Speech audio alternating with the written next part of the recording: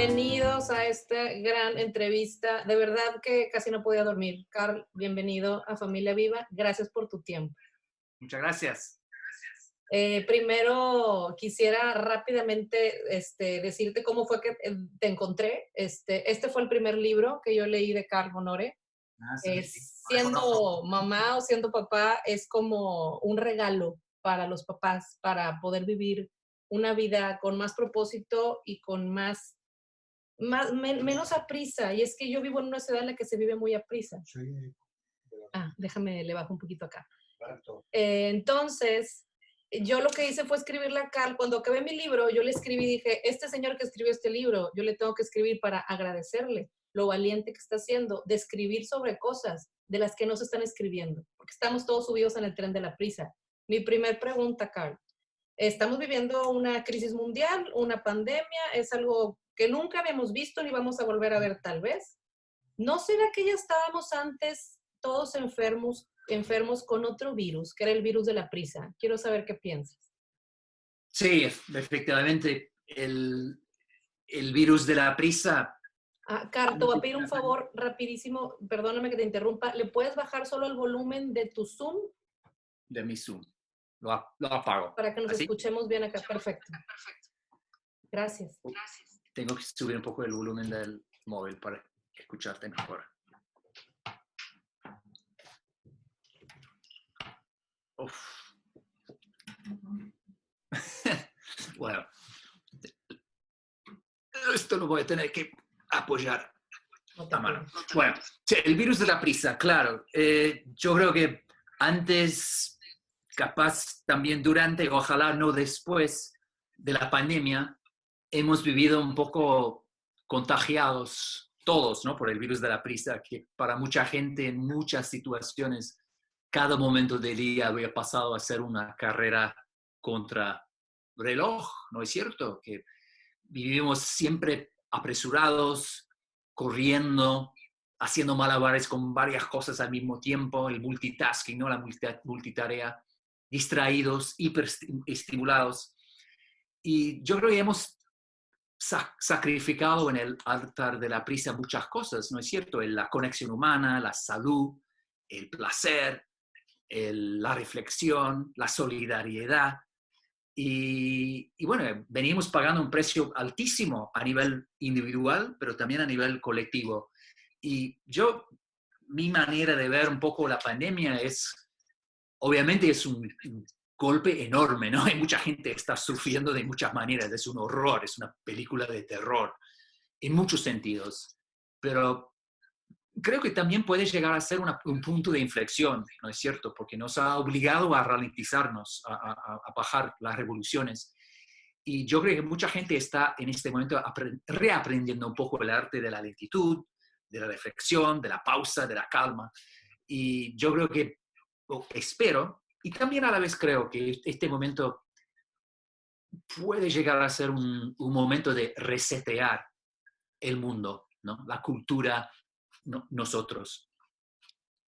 Totalmente. Y a Carl lo ha nombrado como representante a nivel global del movimiento Slow. Esto por tu primer libro, In Praise of Slowness, o en inglés, El elogio de la lentitud. Ese libro yo lo escuché como audiolibro, que lo pueden encontrar en Audible, de Amazon, y además lo estás escuchando con la voz de Carl. Entonces yo te siento tan cercano porque te leí, porque te escuché horas en un viaje. Entonces es fantástico poder saber que se puede vivir diferente. Y tú como periodista, que has estado literal por todo el mundo, entiendo que naciste en Escocia, has vivido en Buenos Aires, en Canadá, ahora en Londres y en muchos otros lugares, ¿cómo fue que te llegó a ti este cambio de chip de pronto decir, necesito vivir más slow? ¿Cómo fue que inició? Yo lo sé porque lo leí en tu libro, pero quiero que se los platiques a quienes nos están viendo.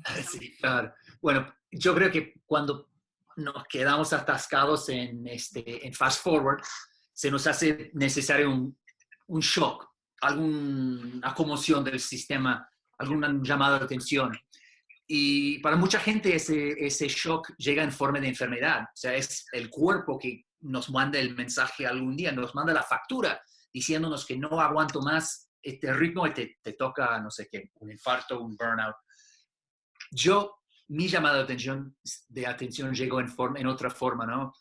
Fue cuando empecé a leerle cuentos a la hora de dormir a mi hijo. Y en aquella época yo era incapaz de frenarme, entonces entraba a su dormitorio al final del día y le hacía una lectura dinámica rápida de Blancanieves. Mi versión de Blancanieves era tan rápida que tenía apenas 3 enanitos. Faltaba el gruñón. Y, y, y mi hijo, estamos siempre en conflicto, ¿no? Porque mi hijo conocía los textos de memoria. Y esta situación lamentable siguió hasta que un día llegué a coquetear con comprar un libro titulado Los cuentos para dormir, ¿no? En un minuto, o sea, Blancanieves en 60 segundos. Y realmente te juro que cuando escuché esto por la primera vez, mi primera reacción fue, tengo que conseguir ese libro ahora mismo, ¿no? De Amazon, entrega de dron. Pero gracias a Dios, después vino la epifanía, ¿no? El momento de cambio de chip, de esto no puede seguir así. Me di cuenta que había perdido la brújula. Entonces me lancé al proyecto de no solamente de ralentizarme a mí mismo, pero también de entender un poco el contexto global. Y de ese viaje de 2 años por el mundo, investigando, conociendo y explorando un poco nuestra adicción a la velocidad, a la prisa, de esta investigación salió el primer libro, que es Elogio de la lentitud. Qué increíble. Y cuando yo lo leí dije, oh, wow, lo entendió en ese momento, en ese aeropuerto en donde ibas a comprar este libro para poder bajarnos la culpa como papás, seguir contando un cuento, pero hacerlo rapidito, ¿no? Porque tenemos prisa de continuar con nuestras cosas, no hemos entendido que lo que mejor, nuestros mejores recuerdos o lo que mejor nos va a quedar va a ser las experiencias que vivamos con los que realmente nos importan. Y me queda una pregunta, si tú no hubieras sido papá, ¿tú crees que te hubiera llegado este llamado o este cambio de mentalidad de vivir más slow? Es una buena pregunta. No sé, yo creo que hubiera llegado por otra vía. Me hubiera tocado otro shock o otra conmoción del sistema. Pero yo creo que para mucha gente es el momento de volverse mamá o papá, que es un cambio tectónico de chip, ¿no es cierto? Es como un terremoto físico, emocional, metafísico, intelectual, social, en todos los niveles. Y yo creo que lo que pasa con los niños es que ellos no nacen con prisa. La prisa es algo que es una enseñanza, es algo que aprenden ellos de nosotros o de la cultura. Y para mucha gente, cuando nos toca ser padre por la primera vez, es un shock bastante fuerte, ¿no es cierto? Porque de repente te encuentras con un ser querido, que no quiere correr, que es incapaz de correr, que no entiende lo que es el reloj, que no cuenta los minutos ni tampoco los segundos, los vive. Y eso es, bueno, es un gran desafío, ¿no? Te obliga a replantear muchas cosas. Y así fue para mí, ¿no? Eso de ser padre, ¿no? Fue la chispa. Y qué Te buena puedo hacer oportunidad. otro comentario.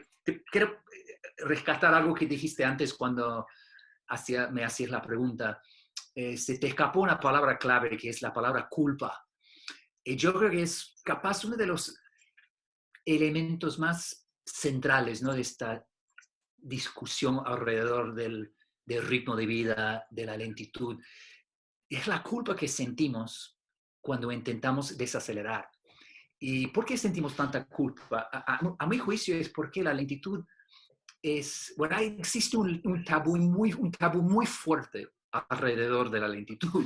O sea, lento en nuestra cultura es sinónimo de muchas cosas negativas como pereza, estupidez,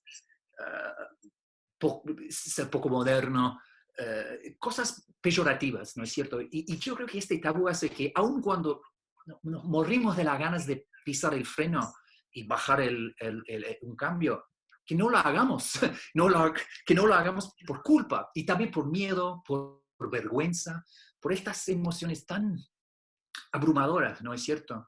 Y yo creo que uno de los grandes beneficios del movimiento slow es que, y objetivos a la vez, es de romper, destrozar este tabú para que podamos reconectar con nuestra tortuga interior, que nos hace tan bien, sin sentir tanta culpa, tanta vergüenza.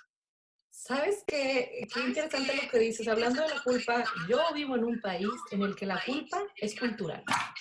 Es increíble. Es ya parte de nuestra cultura vivir con culpa y aún más si eres mujer. Es todo un reto. Yo sé que quien te ha escuchado o quien por primera vez escucha que hay un periodista que ha ido por todo el mundo con esta nueva cultura del movimiento slow, pareciera que nos da como envidia y decimos, ay, sí, ¿a poco no viaja en avión? ¿Y a poco no tiene celular ese señor? Porque hasta te lo han preguntado, así como, ¿cómo te escapas tú de la prisa? Y es que no se trata de eso, como tú dices, tú hablas de un balance, ¿no? Porque es irónico pensar que un periodista y escritor, bestseller como tú, esté lejos de la prisa. ¿Cómo manejas ese balance en tu vida? Eso, claro, puede parecer bastante paradójico, ¿no es cierto? Porque esto también nace un poco del tabú que tenemos con respecto a la lentitud, que para nosotros, para la cultura, lento significa ser un maestro zen, un monje budista o uno que deja su celular y su carrera en la Ciudad de México, por ejemplo, y se va a instalar en el campo para cultivar zanahorias biológicas, ¿no es cierto? Y eso es un poco la imagen, el cliché, el estereotipo que tenemos con respecto a una vida más lenta, una vida más pausada o con calma. Pero no es así. En realidad uno puede ser lento, uno puede vivir una vida slow en cualquier lado del mundo, porque ser slow en el fondo es un estado de ánimo, ¿no es cierto? Es cómo llegas a cada momento tratando de vivir ese momento con calma, con calidad, con cariño, de hacer todo lo que tienes por delante, no lo más rápido posible, sino lo mejor posible. Y cuando cambias el chip y llegas con ese chip slow, uh, te das cuenta que puedes ser slow en el microcentro de Londres o en el subte, el metro, ¿no? de Tokio. No hace falta necesariamente que cambies totalmente tu contexto físico o el paisaje urbano donde te encuentras, porque en el fondo la prisa es algo vivida por dentro, ¿no es cierto? Es algo que sentimos, es una sensación interna y nosotros somos dueños de nuestras propias sensaciones, sentimientos, etcétera. Así que, sí. Esa parte en donde podemos influir nada más en las cosas que yo puedo controlar de mí. Me está diciendo que se escucha un eco, le voy a tratar de bajar por acá. No se preocupen, este cable está en Londres, entonces la conexión también no es así como súper perfecta, como pues estamos lejos, ¿no? Pero yo estoy grabando todo esto en Zoom con buen audio y se los vamos a pasar a YouTube y a Facebook para que lo vean completo con el audio mejorado. Pero creo que es una gran oportunidad y una maravilla tenerte aquí. Hay alguien que nos está comentando que a partir de lo que comentas de la culpa, pareciera que nos da mucho miedo a no pertenecer. O sea, si yo decido no tener a mis hijos en tantas clases extras, si yo decido que quiero estar con mis hijos por las tardes o que quiero darle prioridad al tema del juego, pareciera que nos da miedo no estar ahí. Y quiero rescatar de tu libro de Bajo Presión porque me parece fantástico el tema del juego, que es un tema que a mí me apasiona, que he escrito, he investigado sobre esto, y tú hablas de que pareciera, en tu página 59, dice, el juego es una palabra muy connotada hoy en día, es una cultura de adicción al trabajo y de carreras, parece casi una herejía jugar. El placer vergonzoso es una excusa para la indolencia y para perder el tiempo. Quiero escuchar tu opinión sobre el tema del juego, no nada más en niños, sino como adultos, porque yo sé que tú eres un jugador profesional. Bueno, yo creo que es otro saldo, ¿no? Esta cultura obsesionada con la rapidez, con la productividad, con las cosas que se pueden medir. Estamos obsesionados con las cifras, las estadísticas, los números, ¿no es cierto? Y cuando caemos en esa trampa, esa obsesión, lo que perdemos son las cosas que no se pueden medir, como el cariño, la alegría, la salud, la conexión humana. Y el juego figura en esta discusión también, porque lo que hemos hecho, sobre todo en las últimas, no sé, ponele 2 décadas, la última generación, lo que hemos hecho es que hemos profesionalizado el juego. Y tanto de los niños como de los adultos, que nos da vergüenza, ¿no? Hacer algo simplemente por el placer de hacerlo. Tenemos que hacerlo porque va a salir bien en las redes sociales o porque va a mejorar nuestro currículum antes de presentarnos frente a algún colegio prestigioso. Y en lugar de hacer las cosas, porque lo del juego es muy particular, es muy curioso. El juego puro no tiene, no tiene objetivo, no, existe por sí mismo, ¿no? Es el placer, el rendimiento, todas esas palabras, nace del acto, no del fin. Es el viaje, no el destino que cuenta con el juego. Y yo creo que es algo que hemos básicamente tirado por el borde, ¿no? Esa idea de hacer las cosas simplemente por el placer de hacerlas. Y también a veces no hacer absolutamente nada, que también nos llena de mucha culpa y mucha vergüenza. Pero estos son dos cosas imprescindibles, ¿no? Para vivir una vida plena, una vida con colores, con propósito, con salud y alegría, es momentos que nunca van a salir en un currículum, en un CV, en las redes sociales. Son momentos íntimos, sencillos, humanos y lentos, ¿no es cierto? Esos son los momentos que crean una vida que merece el nombre, ¿no? Una vida bien vivida. Nadie se encuentra en su lecho de muerte mirando hacia atrás diciéndose, ojalá hubiera pasado más tiempo en Instagram, donde estamos nosotros, no es cierto.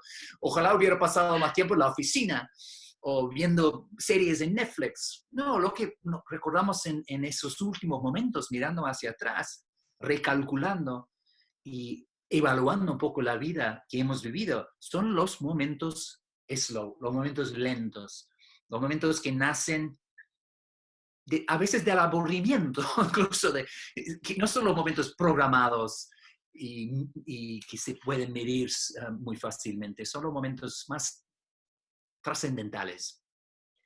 Totalmente, y es como se agradece que haya quien esté, no pasa nada, se nos cayó, pero No, ¿estás bien? ¿No te golpeaste? Estoy bien, es el bien. A ver. Y que no se nos vaya a golpear. Ahora puedo gesticular porque estaba mal puesto antes del móvil, ahora se cayó y está mejor puesto. Muy bien, bienvenido de regreso. Me quedan 2 preguntitas, no te quiero quitar tanto tiempo, pero cuando inició la cuarentena, al menos acá en México, yo estaba en Cancún con mi familia y no podíamos creerlo. Decíamos, no, hombre, vamos a quedarnos acá más tiempo en la playa porque seguro en una semana se termina todo eso, ¿no? Y ya que supimos que no iba a ser tan corto el tiempo y nos dijeron, hay que estar todos lockdown, encerrados en casa, yo inmediatamente pensé en ti y dije, ¿qué estará pensando Carlos Honore? De que a la gente se le impuso Yo a creo que mucha fuerza gente pasó por lo mismo. esta lentitud. Dije, es como si él hubiera presagiado o adivinado el futuro y parece que este ejercicio social, aunque es obligado, pues nos está abriendo una oportunidad y un regalo que no habíamos desenvuelto tal vez, pero pareciera que ya pasaron 40, 45 días, algo así, y ahora nos vemos metidos en esta cuarentena, pero se está volviendo una cuarentena ocupada. Zoom, clases, videollamadas, entrevistas, aquí te tengo ocupado. Podrías estar tú meditando o haciendo hockey, no sé, patinando, y estamos más ocupados ahora. ¿Qué piensas de esto? Bueno, yo creo que depende un poco de la persona, ¿no? Mucha gente sigue con el mismo espíritu de antes, ¿no?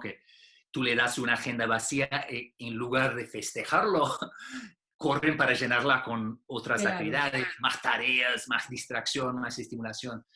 Y eso a lo mejor capaz en las primeras 2 semanas, o, dependerá de la persona. Yo creo que mucha gente al principio agarró un poco la cuarentena como una oportunidad. No digo como vacaciones, sino como un refugio, ¿no? Un poco una huida de la locura de la vida frenética cotidiana. Pero al cabo de 2 semanas, a mucha gente se les volvió un poco esa cultura de antes, ¿no? Volvió el virus de la prisa y empezaron a armar agendas abultadísimas otra vez. Pero yo creo que hay también un gran sector de la población que ha aprendido o está aprendiendo lecciones interesantes y potentes de este momento de... Yo lo veo algo así como un taller obligatorio de lentitud. Yo nunca hubiera querido imponer una pandemia o poner a medio mundo en cuarentena para darle un empujoncito al movimiento slow. Tan extremista no estoy, te lo juro. Uh, pero puesto que no tenemos opción, estamos en cuarentena y no nos queda más remedio, yo siempre trato de ver el vaso medio lleno en lugar de vacío y buscar el lado positivo y lo que podemos aprender. Y justo antes de arrancar con esta charla, estaba leyendo algo sobre los chicos de Noruega. Hicieron un gran informe sobre el impacto que ha tenido en la vida de los niños. Y el hilo conductor, o sea, la respuesta número uno que sale de la boca de casi todos los niños era que estaban súper contentos de poder pasar más tiempo y sobre todo más tiempo tranquilo con sus padres. Y es algo tan simple, ¿no es cierto? Tan universal, tan sencillo, que nos piden los chicos, pero en la vida pre-pandemia no encontrábamos esa tranquilidad, ese tiempo para dárselo a nuestros hijos. Y yo creo que como padres, ese mensaje nos está llegando ahora muy, muy nítidamente, ¿no es cierto? Muy, muy claramente. Y yo creo que muchos padres cuando termine o cuando pase esta fase de cuarentena van a intentar rescatar o prolongar ese contacto, ¿no? Porque es tan rico, ¿no? Tan delicioso, tan humano. Y lo hemos vivido y no podemos olvidarnos de estos momentos más lentos con nuestros hijos. Así que yo creo que va a dejar huellas positivas en ese sentido. Sí, porque no podemos negar una realidad que como tú dices, si esto pareciera ser un taller obligatorio de lentitud, bueno, pues está sucediendo a costa de muchas vidas, a costa pues de un problema político y económico que aún no conocemos las consecuencias y en este momento ni siquiera podemos hacer conclusiones porque estamos viviendo y estamos No, solo observando. de hecho, estamos en plena crisis, estamos en el medio de la crisis. ¿No? Lo único que podemos hacer ahora, o lo más importante, es sobrevivir, ¿no? Salir lo mejor posible de este brete, ¿no? De esta pesadilla global.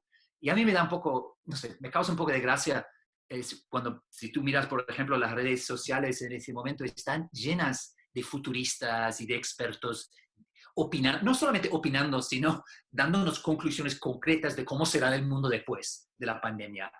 Y yo miro esto y digo, wow, vos ¿qué tenés? ¿Una bola de cristal? ¿Sos un oráculo? No puede ser, nadie en este momento te puede decir a ciencia cierta cómo será el mundo post-pandemia. Lo que podemos hacer es tratar de vivir lo mejor posible este momento, de sacar los aprendizajes y las lecciones más importantes y luego luchar para preservar lo bueno de este momento después. Es lo único que podemos hacer. El resto es ruido, es puro ruido.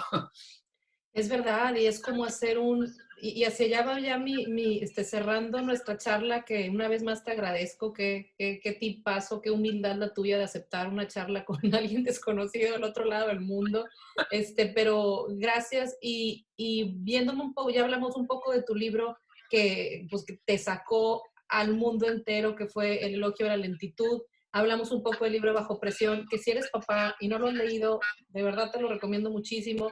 Y ahora estás con tu libro de Boulder, en el que estás hablando sobre la edad. Mm. Pareciera que nos da mucho miedo crecer. Y antes de ver una cana, necesito pintarme el pelo, necesito ponerme botox, necesito que no vean que el tiempo está pasando en mí, porque no estamos listos para vernos de otra forma.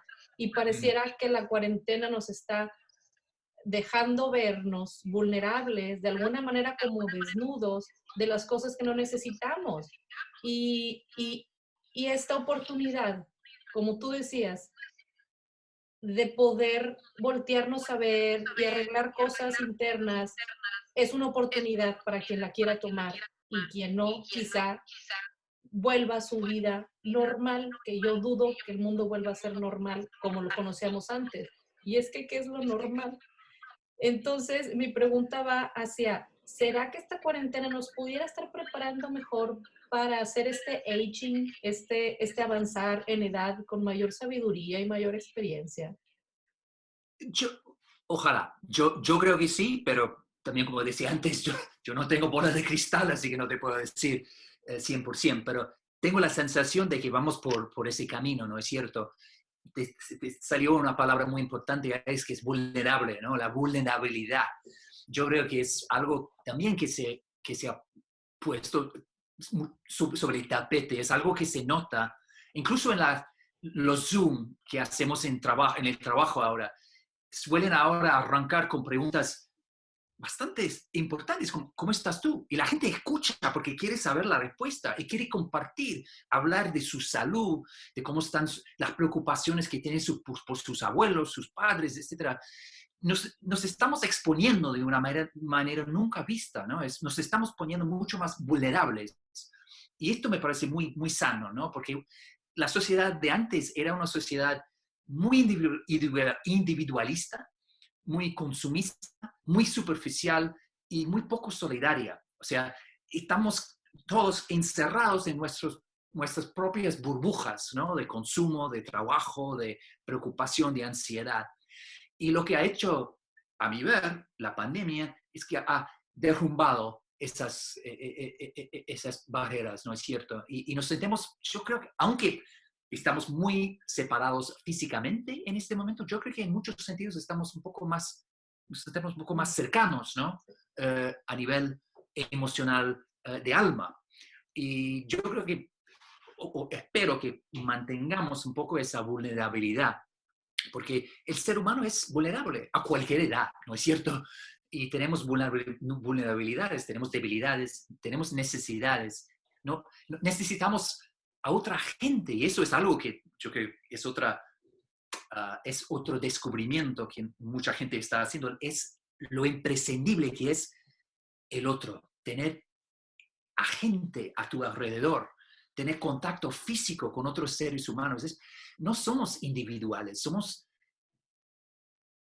animales sociales, ¿no es cierto? Somos de familia, somos de comunidad, de barrio. Eso es fundamental. Y yo creo que vamos a recuperar y reivindicar esos valores después de la pandemia.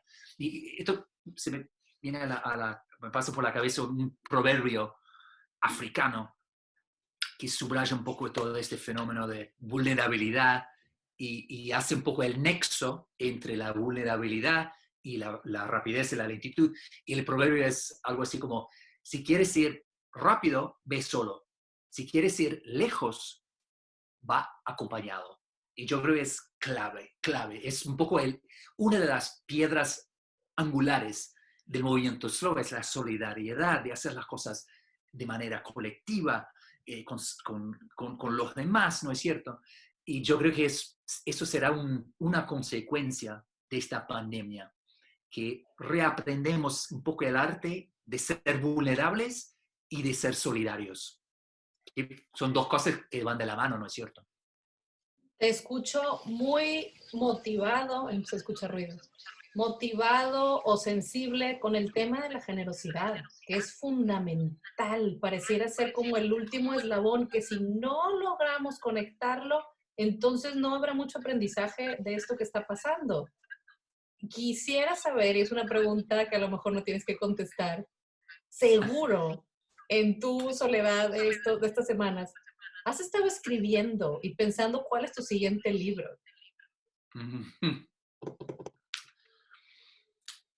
Sí, la verdad que ¡Lo sí, pero no, descubrí! sale un poco de la corriente de antes, o sea, porque tengo 4 libros que son todos libros de no ficción, son ensayos. He estado en estos días escribiendo una novela, una obra de ficción. No sé si va a ser un cuento, una novela, y nunca en mi vida, nunca, hasta ahora, había escrito una obra de ficción. Así que, pero es algo, una idea que me venía persiguiendo y estaba ahí siempre al acecho y ahora que me toca un poco más, tengo más tiempo, ¿no? Más silencio, más tranquilidad, estoy tratando de escribir un cuento, veremos cómo sale, pero estoy disfrutando del proceso, que es muy diferente, ¿no? Es más creatividad y menos investigación, ¿no? Que es menos periodismo, más cuento. Qué increíble, porque es como terreno fértil, ¿no? Esta pausa para un autor es, voy a escribir alguna historia sobre algún virus mundial o algo así, ¿no? Un maestro me... A lo mejor aparece el virus en el cuento, hasta ahora no ha aparecido, pero... Sí, Seguro, no porque es una historia poco creíble. Un compañero maestro decía, pareciera que estamos viviendo en una película de terror, como tú lo decías, pero pareciera un guión con muchas incongruencias o muchos errores de continuidad, porque está de no creerse lo que nos está sucediendo. sí. Bueno, pues ya cerrando, te agradezco una vez más tu tiempo. Si hablas de generosidad, creo que la estás representando totalmente, regalándonos tu tiempo. Y preguntas rápidas, ¿cuántos idiomas hablas? 5. Wow. ¿Cuáles son? Inglés, obviamente, español, francés, portugués e italiano. Yo veo sus... Lenguas latinas. Wow. ¿Y tus libros han estado traducidos a cuántos idiomas? 34, 35. ¡Qué locura! Sí, tantos idiomas no hablo. Oye, ¿cuántos deportes haces? Yo te veo muy activo en redes sociales. Sí, yo soy muy jugador del hockey sobre hielo y hockey en general, porque soy canadiense, ¿no? Hasta los polos es casi una obligación nacional, ¿no? Es una herencia muy nacional, muy canadiense, ¿no? Pero me gusta jugar al squash, al tenis y hago ejercicio y workout, etc. Así que soy una persona bastante activa. Muy bien. ¿Y qué hobbies has descubierto en esta cuarentena? O actividades. Yo te he visto hasta cocinando, haciendo pan. Sí, siempre he sido muy cocinero. He amplificado un poco mi arsenal, digamos, de platos, así que estoy cocinando con un poco más creatividad, dándole más tiempo que antes, pero un nuevo hobby, bueno, eso sería capaz de hacer, juglar, ¿no? Hacer malabares. He estado mirando unos videos en YouTube y tengo las pelotas, estoy en el jardín tratando, así que si me sale bien, cuelgo un video. Wow. Hasta ahora no me atrevo, hasta ahora no he llegado a ese punto. Me daría un poco de Híjole, pues vergüenza. muchas gracias por abrirnos esta ventana a tu vida, a tu casa, a tu intimidad de pensamiento, a tu espacio. Gracias de verdad. Sigo recomendando que la gente te lea. Nos haría mucho bien como mexicanos, que sé que has venido en un par de ocasiones, Me pero nos encanta haría mucho México, bien soy muy fan escuchar. de México. Te vi Adoro México y el bailando mexicano. en imagen con Marta de Baile. Bueno, Volveré. Cuando termine todo esto, México está en el tope de la lista. aquí te vamos a estar esperando. Gracias una vez más por tu tiempo. No sé si quieras agregar algo para cerrar. Simplemente a los oyentes, buena suerte, que sigan adelante, ¿no? Esto lo vamos a superar y vamos a salir en un mundo mejor. si luchamos por eso, si luchamos por eso. Quiero agradecer a toda la gente que estuvo conectada durante este live. Gracias por sus comentarios. Gracias por estar aquí. Gracias por escucharnos y regalarnos también un momentito de su vida. Espero que no sea la última vez que tenga la oportunidad de poder platicar contigo. A mí, en lo personal, me dejas llena de inspiración, de esperanza y de emoción de seguir viviendo la vida con ganas y con ganas de comérnosla, y con esa sensación de que cada cosa que hagamos a diario sea realmente pensando si está sumando o no a esta como canastita de experiencias que al final de mis días voy a recordar con emoción. Linda metáfora. Muy Muchas bien dicho. Gracias. Que tengas Muchas muy buen gracias. día. Hasta luego. Un beso. Un beso desde Londres.